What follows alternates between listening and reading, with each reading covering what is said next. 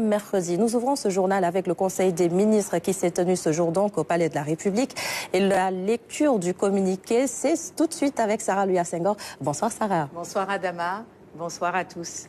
Le Conseil des ministres s'est tenu ce mercredi 21 janvier 2026 sous la présidence de son Excellence M. Bassirou Diomaye Diakhar Faye, président de la République. Au titre de la communication du président de la République, le chef de l'État a fait une communication portant sur les points suivants. Célébration de la 146e édition de l'appel de Seydina Limamoulaye. Monsieur le Président de la République a introduit sa communication en félicitant le Khalife général des Layènes, Mouhamadou Lamine Laye, et l'ensemble de la communauté layène pour le bon déroulement et le succès de la 146e édition de la commémoration de l'appel de Seydina Limamoulaye tenue les 19 et 20 janvier 2026. Victoire du Sénégal à la CAN 2025 et hommage au Lion. Le président de la République souligne le sacre du Sénégal le 18 janvier 2026 comme champion d'Afrique de football pour la deuxième fois à l'issue de la 35e édition de la Coupe d'Afrique des Nations 2025 tenue au Maroc. À travers cette performance sportive, les Lions ont hissé le Sénégal au sommet du football continental. Il a réitéré ses félicitations au sélectionneur national et aux joueurs pour leur engagement, combativité et patriotisme. Après avoir félicité le président et les membres de la Fédération sénégalaise de football et l'encadrement administratif et technique, le président de la République adresse également ses félicitations au Premier ministre et à l'ensemble du gouvernement, en particulier au ministre de la Jeunesse et des Sports, pour l'accompagnement efficace et les conditions favorables de préparation accordées à l'équipe nationale. Le chef de l'État demande de maintenir la dynamique des performances, d'améliorer les conditions d'encadrement, de préparation et de participation des équipes nationales aux compétitions internationales et d'évaluer la participation du Sénégal à la CAN 2025 ainsi que le championnat national de football. Le président de la République demande enfin le déploiement du plan de préparation des Lions pour la Coupe du Monde 2026. Protection des artistes et valorisation du statut de l'artiste et des professionnels de la culture. Partant du rôle majeur que jouent les artistes et professionnels de la culture dans la vie nationale, le président de la République instruit la poursuite des efforts consentis en vue d'améliorer la sécurité sociale, la protection professionnelle et les conditions de travail et d'exercice des artistes. Le chef de l'État engage le gouvernement à veiller au respect scrupuleux des droits d'auteur et droits voisins avec l'application effective du système de rémunération pour copie privée et ainsi qu'à l'amélioration soutenue du statut de l'artiste et des professionnels de la culture. Rappelant que la culture demeure une dimension essentielle de l'agenda national de transformation Sénégal 2050, le chef de l'État instruit le ministre chargé de la culture et le secrétaire d'État chargé de la culture, des industries créatives et du patrimoine historique de renforcer la qualité des formations à l'École nationale des arts et métiers de la culture, moderniser les infrastructures culturelles et asseoir la décentralisation de l'action culturelle pour plus d'inclusion, veiller à la réalisation d'un agenda culturel national. Le président de la République a clos ce chapitre sur l'importance de la tenue des États généraux de la culture, de l'artisanat et du tourisme durant le premier semestre de l'année 2026. Renforcement de la prévention et de la lutte contre l'insécurité routière.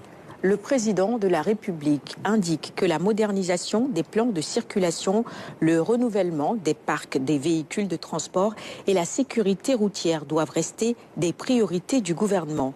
Déplorant la recrudescence des accidents mortels de la route, impliquant généralement des véhicules de transport et des gros porteurs, il demande la mise en œuvre urgente de mesures préventives supplémentaires d'amélioration de la sécurité routière. Ainsi, il prescrit de renforcer la formation des chauffeurs ainsi que les contrôles techniques et de veiller au respect de la réglementation limitant effectivement la vitesse de circulation des véhicules de transport urbain et interurbain. Dans ce sillage, il invite le Premier ministre à tenir prochainement une réunion d'évaluation de la mise en œuvre des recommandations des États généraux des transports. Agenda du président de la République. Le chef de l'État a informé le Conseil avoir effectué les 12 et 13 janvier 2026 une visite d'amitié et de travail au Koweït et prépare le 14 janvier 2026 au sommet sur la durabilité à Abu Dhabi.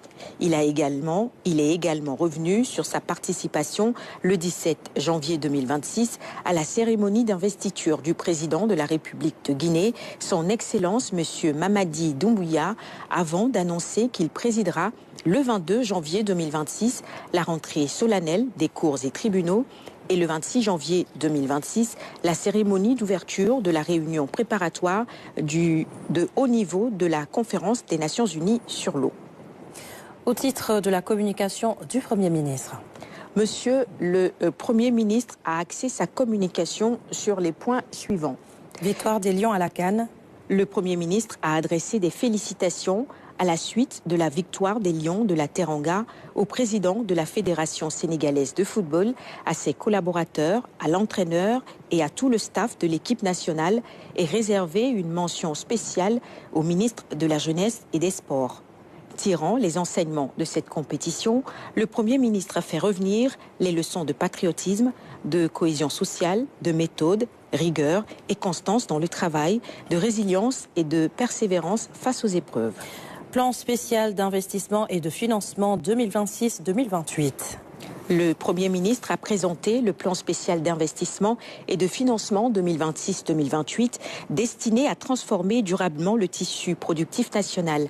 Dans ce cadre, le financement attendu et mobilisé doit rigoureusement être orienté vers les priorités pertinentes, aussi bien dans l'objectif de transformation poursuivi que dans les domaines d'intervention retenus.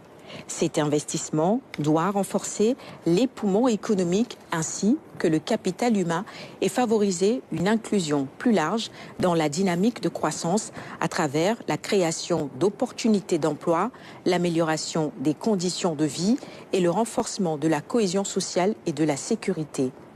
Pour le Premier ministre, le succès de la transformation structurelle reposera désormais sur la capacité à unifier les efforts de tous les acteurs, publics, privés, territoriaux et partenaires techniques et financiers autour d'une même logique de financement, notamment autour des filières productives. Ce plan repose sur 3 principes directeurs.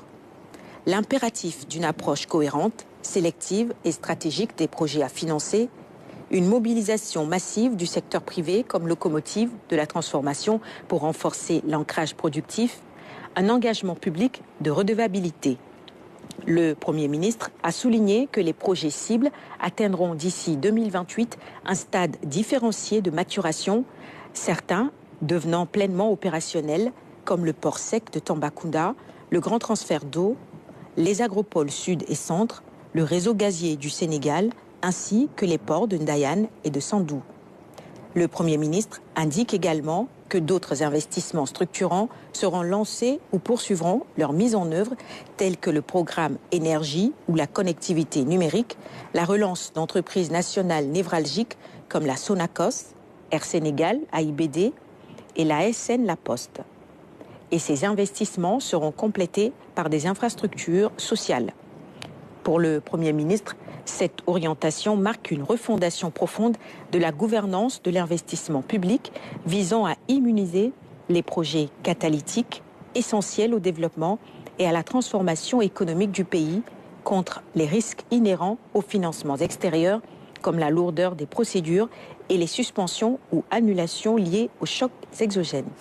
Au titre des communications des ministres. Le ministre de l'Hydraulique et de l'Assainissement a fait une communication sur la réunion préparatoire de haut niveau de la Conférence des Nations Unies sur l'eau 2026. Le ministre de l'Industrie et du Commerce a présenté une communication sur la situation du marché et la commercialisation des denrées agricoles et alimentaires. Au titre des mesures individuelles. Le président de la République a pris les décisions suivantes. Au titre du ministère de l'Intérieur et de la Sécurité publique.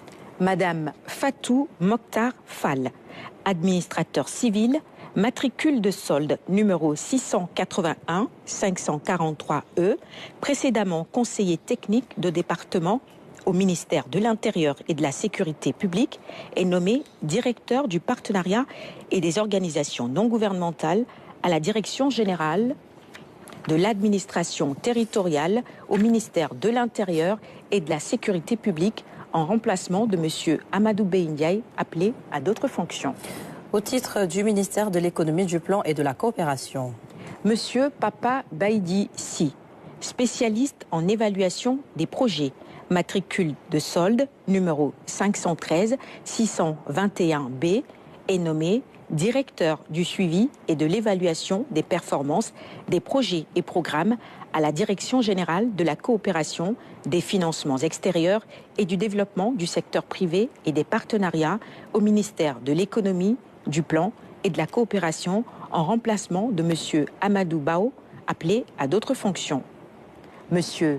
Amadou Bao, docteur en économie, précédemment directeur du suivi et de l'évaluation des performances des projets et programmes, est nommé directeur de la coopération économique et financière à la Direction générale de la coopération, des financements extérieurs et du développement du secteur privé et des partenariats au ministère de l'Économie, du Plan et de la Coopération en remplacement de M. Mamour Ousmane Ba, admis à faire valoir ses droits à une pension de retraite.